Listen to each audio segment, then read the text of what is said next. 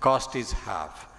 Now you look at this one, the original study of trastuzumab with no trastuzumab, and when you look at the difference is 12%, from 64 to 76%. So that's 12%. So if you've got a 3% difference between 6 and 12 months, and if you've got a 12% difference with no treatment, then you have almost 75% of your benefit with half of the cost. And whether it is really truly different, I'm not so sure as yet. As we go along longer with this follow-up, we may still find it different. Because when you look at this one, the only thing is the top ER negative sequential arm is the only one that was way outside. All the other three are slightly in, and it would, if that arm was not there, it probably would have been not inferior, it would have come. And I think that is something we have to look at. In our country, we can easily use concomitant, or anywhere else for that matter, we may get the same thing. And the next thing is this, we look at the AC regimen, Asian population, grade 4 neutropenia is 54%, and when you look at febrile neutropenia, it is 9%, Caucasians, it is 4%. So there is a difference. And this is another study of FEC 100 with ethnic groups, and that is the first is the Canadian thing, and the next is the American thing, and the Japanese and the Hong Kong. And as you can see, it is quite high, neutropenia as well as febrile neutropenia in the Asians.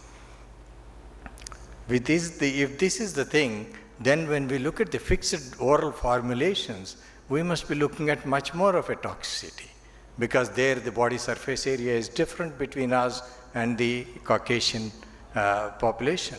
And this, of course, the study that really hit everything.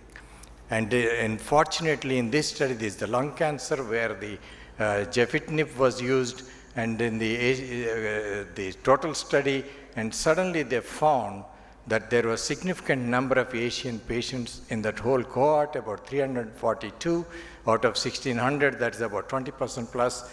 And then when the whole cohort, there was no difference, whereas in the Asian population, there's a significant difference. And this is true, holds true in Indian population that are on that study as well.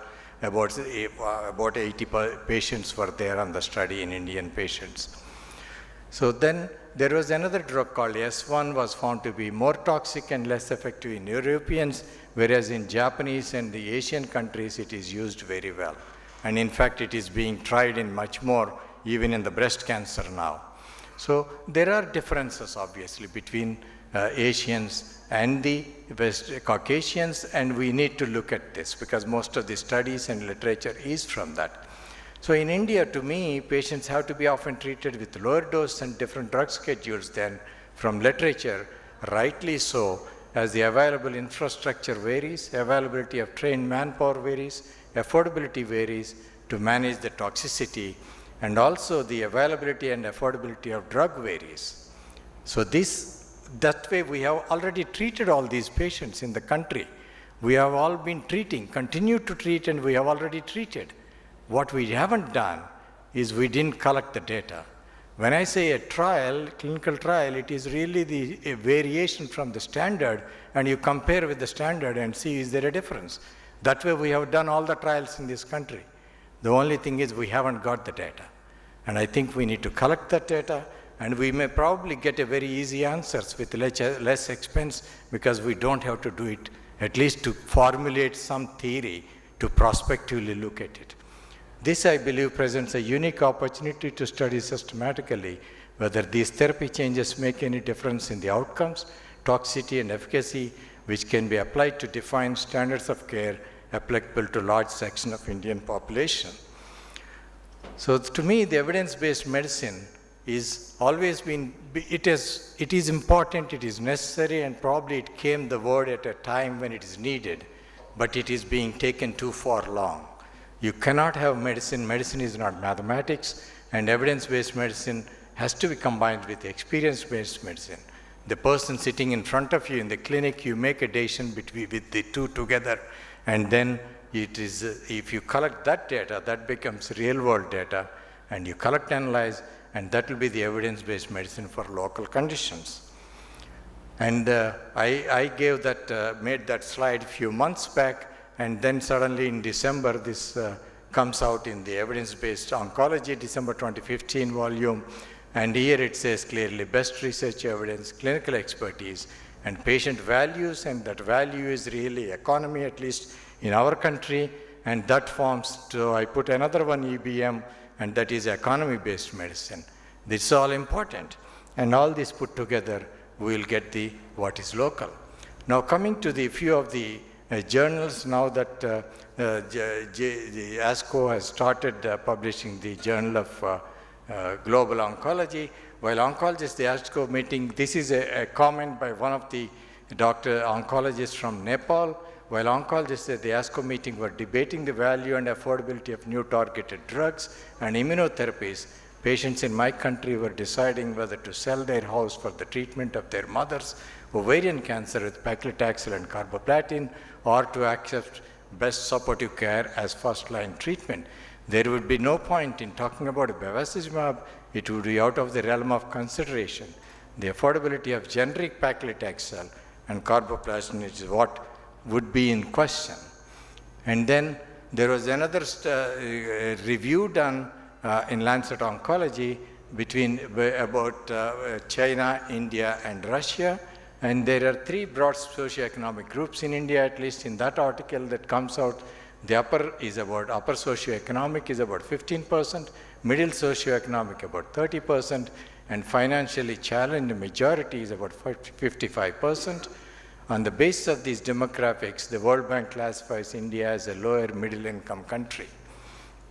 An important priority for India and many other low to middle income countries is to establish cancer registries and develop regional or national cancer plans, because we cannot have cancer plans without a data of what is happening actually. And panel one, it said in the summarizing for the three countries, for China, it says promote local research to assess differences in cancer biology and response and tolerability to treatment. And for India, it says national cancer minimum data set collection in sub-centers through to tertiary referral centers. And of course, for Russia, it says improve the national cancer registry by increased collection from all regions, because they didn't have from all the regions.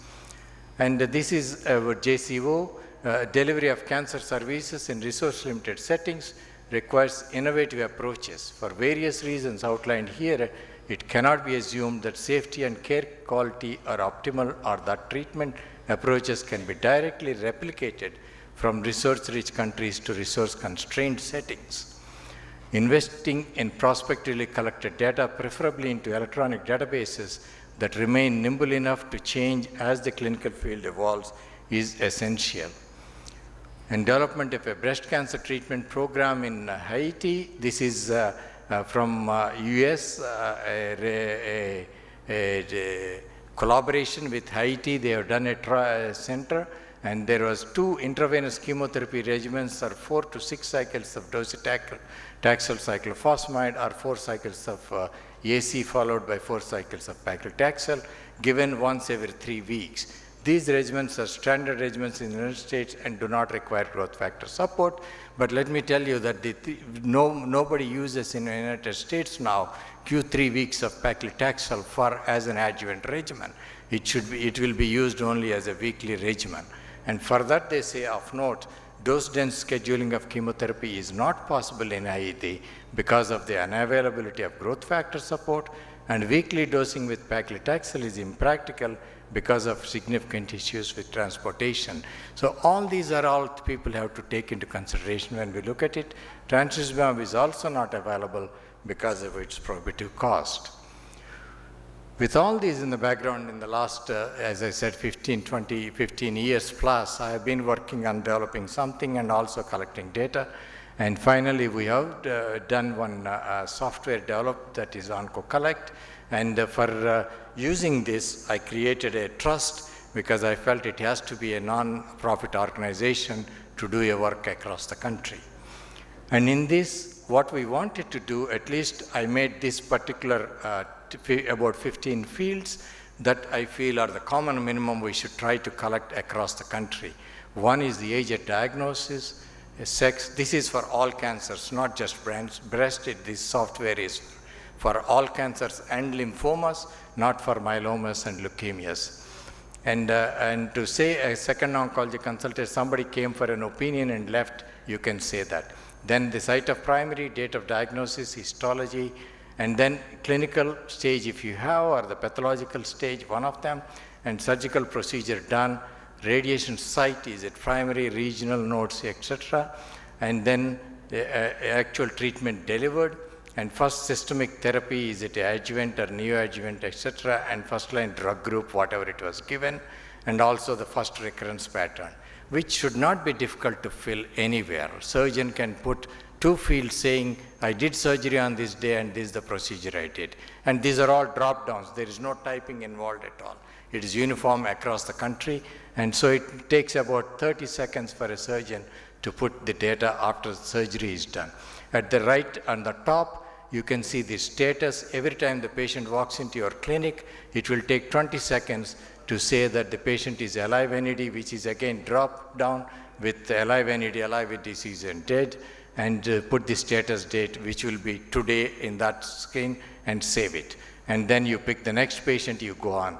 And we have a lot of other things that are available that you can do if somebody wants to elaborate study, do up to 200, 300 field study also can be done if a research need to be done. But these fields should be filled by every patient that walks into the hospital. And if we do that, we are going to get enormously.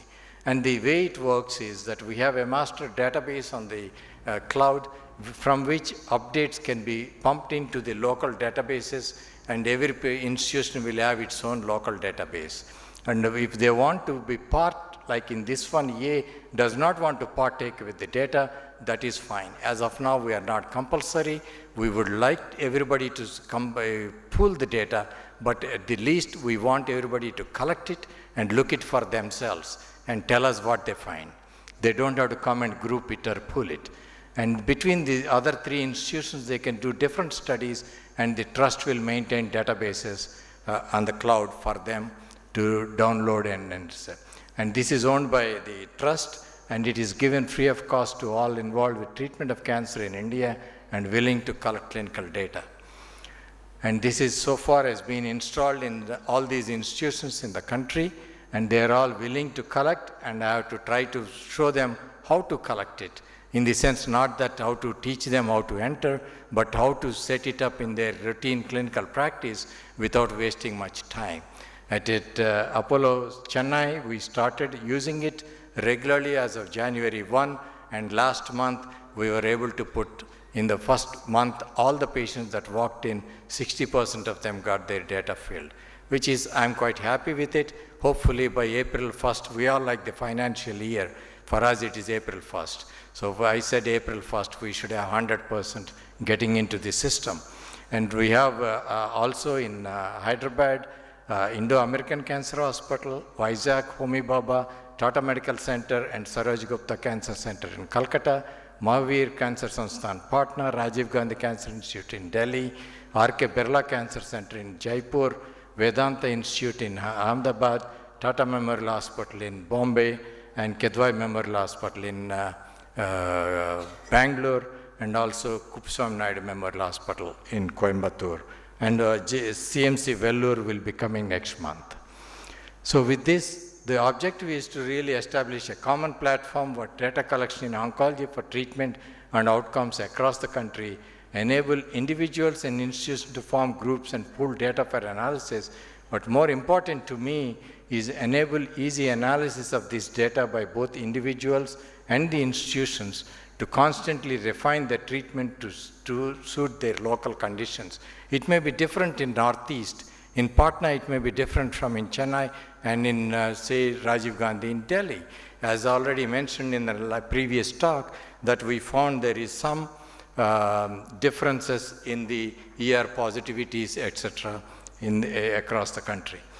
And the vision is to create a repository of Indian data on treatment and outcomes to formulate India-specific treatment guidelines for cancer based on Indian data. Thank you.